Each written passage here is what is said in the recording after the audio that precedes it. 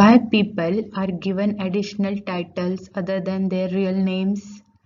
Sachin Tendulkar is called as Master Blaster, Milkha Singh as Flying Sikh, Shah Rukh Khan as King Khan, Vallabhbhai Patel as Iron Man of India, Lata Mangeshkar as Gan Kokila. So why these additional titles? They are all students are example of metaphor. Why do we use tongue twisters? I feel, a funny feel, a funny feel, I feel. If you feel the feel I feel, a funny feel you feel. If a black bug bleeds black blood, what color blood does a blue bug bleed? A big black bug bit a big black dog on his big black nose. Isn't it funny? If you notice this notice, you will notice that this notice is not worth noticing. So what is the speciality of these tongue twisters? You see, some sounds are repeated again and again. So, why do we wear ornaments? Why do we paint houses? Why do we use spices in food? The answer is simple. Because they add special flavor to our life. So, if we want to add special flavor, beauty and meaning to our language, we have to use some magic, and that magic is called as figure of speech. So let's see the definition of figure of speech. Figure of speech is a literary tool which poet uses to beautify the poem, convey ideas more figuratively and meaningfully. Ultimately, poet is the beautician of language. So let's go to our first figure of speech, that is simile, where two things different from each other are compared using the word like, as and so. So if a soldier is compared to a lion on their quality bravery, and it is introduced by as. Soldier is as brave as a lion. Second example, my love is like a red rose. Again, love and red rose, which is the common quality in both of them, that is they both are beautiful, and that comparison is introduced by the word like. Love is patient, so is my mother. Again, the love and mother, their common quality patience, and this comparison is introduced by the word so. So when two things are compared with words like, as and so, it is simile. Now let's go one step ahead of simile, that is metaphor. In this, two objects are compared, but they are not kept separate from each other, but they are said to be one. It is an implied simile. So first thing is implied as the second thing. So soldier is as brave as lion is simile, and soldier is lion is a metaphor. Life is a dream. Life is not like a dream or as a dream, but it is itself a dream. Your brain is computer. So we are implying that the brain of that person is exactly the computer. It is not like, we are not comparing any one quality, but we are saying that they both are same. This is metaphor. Next most common figure of speech in poem is alliteration or consonance. In this, a consonant sound is repeated pleasingly. Betty Batter bought the butter, but the butter was bitter. Sheep should sleep in a shed. Now in first example, consonant sound B is repeated pleasingly. And in second example, consonant sound S is repeated pleasingly. This figure of speech brings the rhythm in the poetry. Next is assonance. In this, vowel sound is repeated pleasingly. In consonance or alliteration, consonant sounds are repeated. In assonance, vowel sound is repeated. Go mow the lawn. O is a vowel. So it is repeated in the line of the poem. So here figure of speech is assonance. She seems to beam the green light. Vowel sound E is repeated pleasingly. Next most common figure of speech is repetition. In this, words are repeated to show poetic effect. Whole word is repeated. Not sound, but whole word. Alone, alone, all alone. So whole word alone is repeated thrice. Miles to go before I sleep. Miles to go before I sleep. The whole line is repeated to create a poetic effect and for emphasizing. Personification. In this, inanimate or lifeless objects are endowed, given with human qualities. They are spoken of as if they are people, persons. Flowers complained about the wind. Now, complaining is a human action which is given to flowers. These waves are attacking us as if they are the army, the soldiers who are attacking us. So, waves are personified. Stars danced all around all night. So, here stars are personified. They are said to be dancing. Hence, inanimate object is given a human quality, personification. Next is transferred epithet. Adjective, epithet is transferred from its original noun to other related noun. Police put him behind the cruel bars. Now, cruel adjective is here given to bars, whereas it should belong to police. So, cruel police, but it is transferred from its original noun police to the bars. Similarly, old man drank the weak tea. Now, who is weak? Old man. But that adjective is transferred from old man to weak. So, transferred adjective, transferred epithet. Tautology. In this, two different words are used to express same idea. For emphasis, for creating surprise, sometimes poet uses synonyms in a single line. It is ruthlessly cruel. The colony was filthy and dirty. Ruthless and cruel have the same meaning. Similarly, filthy and dirty are of same meaning. Hence, tautology. Next figure of speech is inversion. As the word implies, inverting normal order of words in a sentence to maintain rhyme scheme or to emphasize some idea. For rhyming pairs, rhyme schemes, sometimes poet takes the liberty to change the order of words. To the store I will go. Here the correct order is I will go to the store. And in its sound we die. Here the correct order should be and we die in its sound. But poet has the liberty and freedom to do whatever he wants to do, however he wants to play with his words. Synecdoche, where word or phrase that refers to a part stands for the whole. All hands prayed. Hands, which is the part of body, is used for the whole person. Now, all hands prayed. Do only hands pray? No. The whole person prays. But instead of the whole, his only one part, that is hands, is used here. Hence, synecdoche. He has many mouths to feed.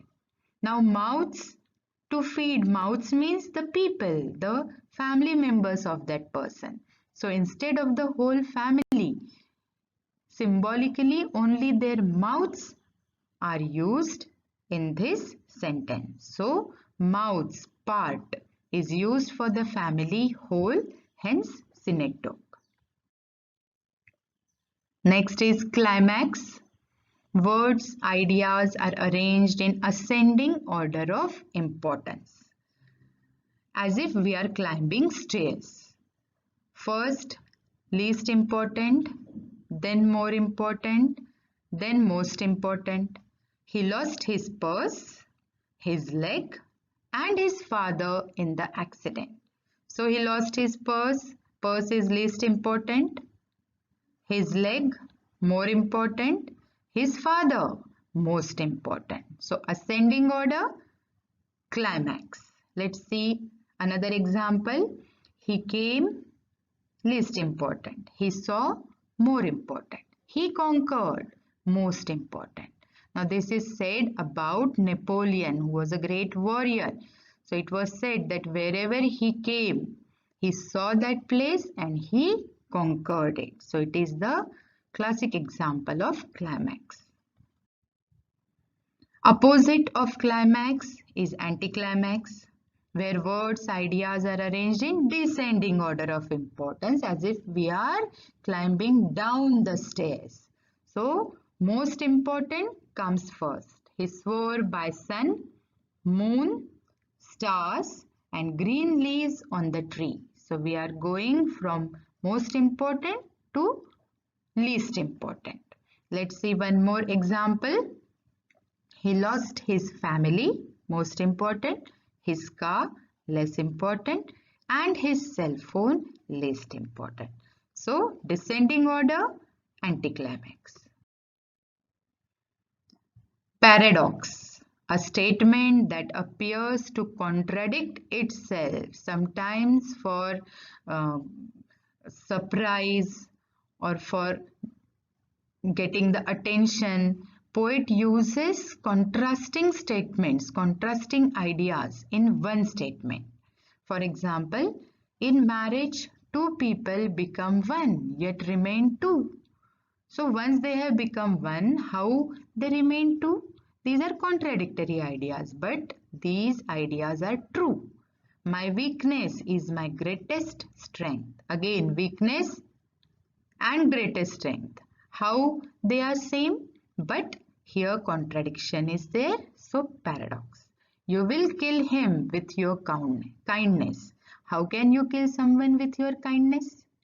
This is the beginning of the end. Child is the father of man. These are the examples of paradox. Child is the father of man. So, how contradictory it seems. How can a child be a father of man? But for example, if your father is born in the year 1975 and you are born in year, let's say 2002. So if we see the age of Earth, who is older? You or your father? Yes, you, because 2002 is greater than 1975. And also the Earth and the life were more advanced. The age is more advanced in your birth year than it was in the birth year of your father. So in that sense, if we see, this statement is true. Child is the father of man.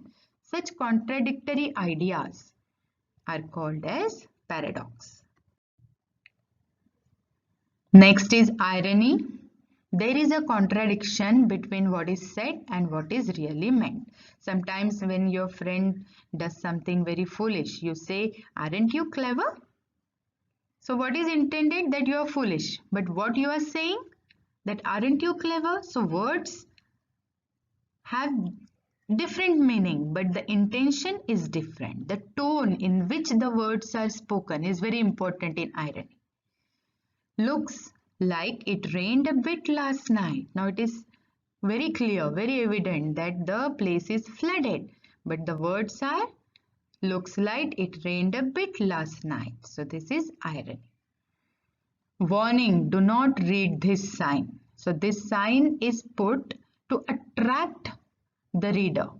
So the words, if we see only the verbal meaning, do not read this sign. But the intended meaning is totally different because it is put there so that everyone should notice it and read it. In this middle example also, the cloud is saying to the sun, you look so happy to see me. When a character says one thing but means the opposite. That is irony. Apostrophe. Now here speaker directly addresses someone or something. Oh happy dagger. Hello sunshine. Oh God. Oh Lord Almighty. Oh stone. So if direct address is there, then it is apostrophe. Onomatopoeia.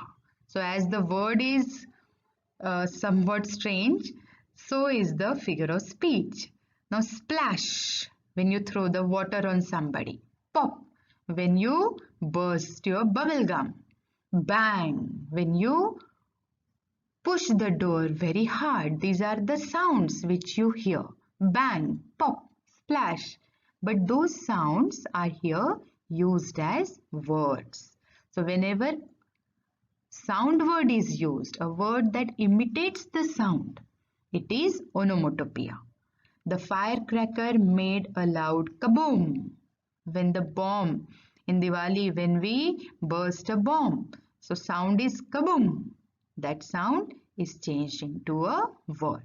I squeezed the sauce bottle but in vain. Now squeezed is a sound word. The actor vroomed his motorbike when we suddenly increase the speed. Vroom, vroom. That is a sound, but it is used as a word. I screeched by applying brakes. And suddenly we apply the brakes. Which sound do we hear? Screeching. Now that sound is used as a word. So whenever a sound word is used in a line of a poem, it is onomatopoeia. Next is antithesis. As the word implies, anti, opposite. So striking opposition or contrast of words or sentiments is made in the same sentence. Man proposes, God disposes. Now proposing is exactly opposite to disposing. So antithesis. Speech is silver, silence is golden. Again speech and silence. Opposite ideas, sentiments. So antithesis. Hyperbole. Now hyperbole is a major exaggeration or an overstatement. Author used this figure of speech to emphasize a point or to add humor, a comic element. I nearly died laughing. So can you really die while you are laughing? No. But how much you laughed? To emphasize that point, exaggeration is used. My shoes are killing me. My shoes are hurting me very badly. To express that extreme pain, the person is saying that my shoes are killing me. My backpack weighs a ton. So is really the weight of backpack 1 ton? No, just to emphasize that how heavy the school bag is. Here are various examples of hyperbole. The king's nose was 3 feet long. My dad can lift over 2 tons to show the prowess of father. That food was so hot, my ears were smoking. That boy runs faster than a car. I'm so tired, I could sleep a year. Can you really sleep for a year? I am 20 feet tall this month. Suddenly you are tall, so you are exaggerating that I am 20 feet tall. I must have walked 100 miles. I cried so long that he cried so long that he made a lake. I am so hungry I could eat a horse. You have a million toys at your house. These are the examples of exaggeration and overstatement, hyperbole. Metonymy, a figure of speech in which the name of one object is substituted for something closely associated with it. Here are two examples. When we will see the examples, the idea will get more clear. The White House declared that we are at war with Mars. Now, White House is a building. How can it declare something? So, it implies that White House is a metonymy for the president. instead of the president who lives in the White House. The White House, which is closely associated with president, is used in this sentence. After leading the rebellion, he seized the throne. The throne is a metonymy for absolute power or the power to rule. Now you cannot seize the absolute power. It is not a thing, but you can seize the throne. So the absolute power is closely associated with the throne. Whoever sits on the throne gets the absolute power. So instead of absolute power, the thing which is closely related with it, the throne, is used here. This is not what I meant by lend me your ears. Now, when you tell someone to lend his ears, you don't mean it literally that the person should cut his ears and give it to you. It means that the person should pay attention to you. So instead of asking that pay attention to me, it is said lend me your ears. The pen is mightier than the sword. This is the often quoted example of metonymy. Pen symbolizes the intellect and the sword symbolizes the physical prowess. And the intellectual prowess is always mightier than the physical prowess. So instead of intellectual power and the physical power, the things which are associated with them, the pen and the sword, are used. Hence it is metonymy. Interrogation or rhetorical question. It is a statement thrown into the form of a question for emphasis. No answer is expected for such questions. Now, sometimes we ask questions just for the sake of them. We are not expecting any answer in return. These are called as rhetorical question. It is a style of talking. To emphasize your point, you use the interrogative form of a sentence. What female heart can gold despise? So we don't expect answer. It is included in. It is intended what the answer is. Are we not the finest people in the world? Are you crazy? So do you expect answer here? No. Can you imagine that? If you poison us, do we not die? Aren't you ashamed of yourself? The answer is in the question itself, that is, yes, you are ashamed, but we are using interrogative form of a sentence. We are using a rhetorical question just to emphasize our point.